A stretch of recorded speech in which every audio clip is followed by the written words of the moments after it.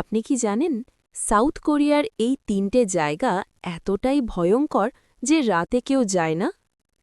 প্রথম জায়গা গঞ্জিয়াম psychiatric hospital. এই পরিত্যক্ত হাসপাতাল হঠাৎ বন্ধ হয়ে যায়। গুজব আছে এখানে রোগীদের রহস্যজনক মৃত্যু হয়েছিল। রাতে এখনও নাকি চিৎকার শোনা যায়। দ্বিতীয় জায়গা নেলবোম গার্ডেন রেস্টুরেন্ট।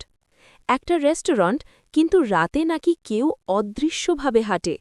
কাস্টমাররা বলেছে তারা হঠাৎ ঠান্ডা স্পর্শ অনুভব করেছে। তৃতীয় জায়গা জায়ু পার্ক। এই পার্কে গভীর রাতে দেখা যায় অদ্ভুত ছায়া। অনেকে বলেছে কেউ তাদের পেছনে হাঁটছিল, কিন্তু ঘুরে দেখলে কেউ নেই। এই তিনটার মধ্যে কোন জায়গাটা সবচেয়ে ভয়ঙ্কর মনে হলো? কমেন্টে বলো। এমন রহস্যময় তথ্য জানতে লাইক, কমেন্ট, শেয়ার করুন এবং সাবস্ক্রাইব করে আমাদের চ্যানেলের সাথে থাকুন।